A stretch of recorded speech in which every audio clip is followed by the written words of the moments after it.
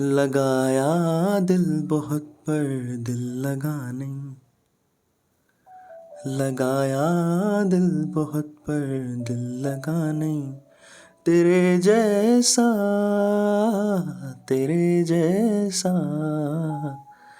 तेरे जैसा कोई हमको मिला नहीं। लगाया दिल बहुत पर दिल लगा नहीं। नमस्कार। स्पिरिट ऑफ इम्बाइब की पेशकश वे दिन की अगली कड़ी में आपका स्वागत है। आइए शुरू करते हैं। वह एक उजला दिन था। सर्दियों में कभी कभी अचानक ऐसे दिन आ जाते थे जब लगता सर्दियां खत्म हो रही हैं। बीच का एक गर्म उज्ज्वल दिन, पुरानी लिखी हुई कॉपी के बीच एक अनलिखा कोरे पन्ने सा सफ़ेद और विस्मयकारी। वह सपने सा लगता। ट्रॉली बस की तारों पर पक्षियों की काली कतार लग जाती, धूप में अपने पंख सेकती हुई। हम इन्हें झूठे बसंत के दिन कहा करते थे। वे ज़्यादा टिकते नहीं थे, लेकिन जब वे आते थे लोग आतुरता से उन्हें निचोड़ लेते थे, आखिरी बूंद तक। शहर की सड़कें लोगों से भर जातीं। एम्बैंकमेंट की बेंचों पर बूढ़ी औरतें अपने अपने पेरम्बुलेटर के समय ऊँगती रहती। तब सहसा मुझे एक आवाज़ सुनाई दी थी। आवाज़ भी नहीं, महज एक सरसराहट, बर्फ़ और धूप में दबी हुई। मुझे हमेशा यह आवाज़ अचानक अकेले में पकड़ लेती थी, या शायद जब मैं अकेला होता था तभी उसे सुन पाता था।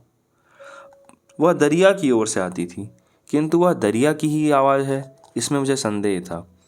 वह सिर्फ हवा हो सकती थी, तीखी, सफ़ेद और आकारहीन, या सिर्फ शहर का शोर जो पुराने मकानों के बीच आते ही अपना स्वर बदल देता था।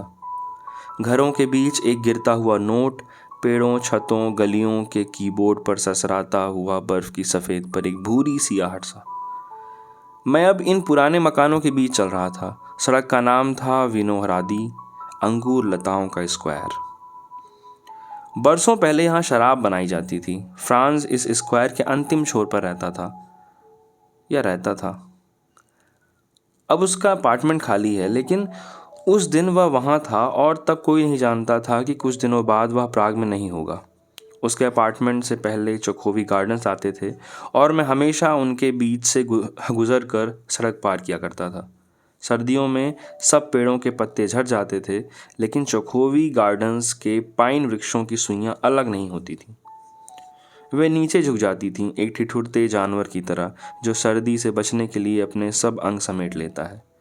और तब लगता था जैसे बर्फ के सफ़ेद सागर के बीच वह एक नीला द्वीप हो, अपनी ही गर्मी में लिपटा हुआ। उस दिन सारा बाग वीरान था। नंगे तोपोल पेड़ों के बीच पत्थर के बेंचें खाली पड़ी थीं। मुझे जुलाई अगस्त की वे रातें याद आईं जब यूनिवर्सिटी के छात्र अपनी अपनी लड़कियों के साथ बाग के अंधेरे कोनों में बैठा रहा करते थे। बीचों बीच कवि चैक की काली मूर्ति चुपचाप खड़ी रहती। लोग शराब और बियर की बोतलों को मूर्ति के पेडेस्टल पर छोड़ जाते थे।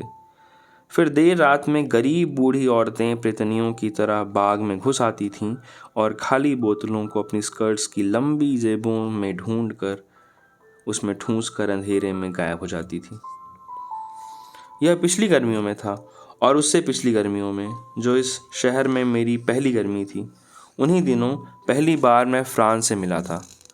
प्राग स्प्रिंग का एक कॉन्सर्ट था जिसमें मैं और टीटी गए थे। वही कंसर्ट हॉल के गलियारे में टीटी ने मेरा परिचय फ्रांस से कराया था। उसी शाम उसने मुझे और टीटी को अपने स्टूडियो में आमंत्रित किया था। मैंने सोचा यह पेंटर है, वह लग भी रहा था। उसकी बड़ी अलकोहलिक आँखें, लंबा जिप्सी टाइप स्वेटर और लंबे मैले नाखून। उसने अपना एक हाथ बहुत ही सीधी सादी लड़की के कंधे पर रखा था। यह मेरी लड़की है, उसने हमसे कहा। वह हंसने लगी थी। वह हमारी या थी, या हमने बाद में जाना था। हम बाद में उससे कई बार मिले थे, फ्रांस के स्टूडियो में ही। वह स्टूडियो नहीं था और न फ्रांस पेंटर ही।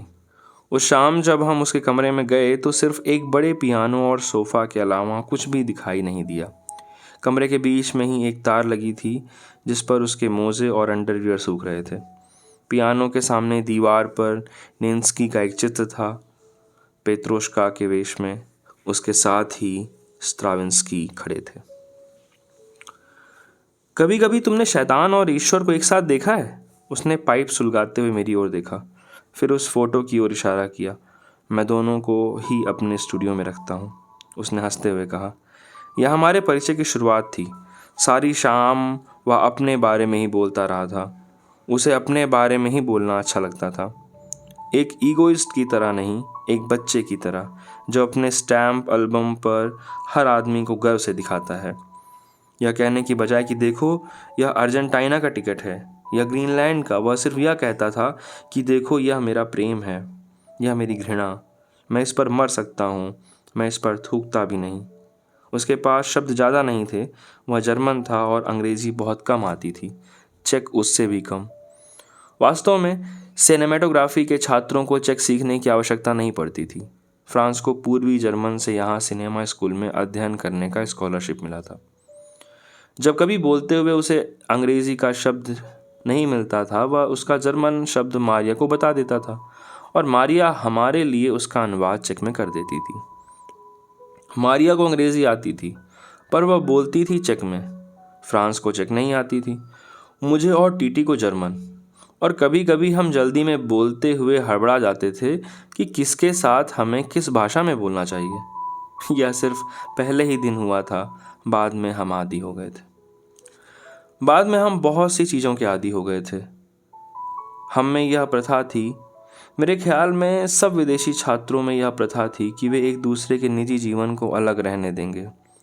इसलिए नहीं कि हम एक दूसरे की प्राइवेसी का आदर करते थे, बल्कि हमें मालूम था कि हमारे दखल देने से या हमारे दखल न देने से कोई अंतर नहीं पड़ेगा। हम सिनिक नहीं थे। एक सिनिकल व्यक्ति अक्सर अपनी समझ को सबसे ऊपर समझता है और उसमें अपना गौरव मानता है।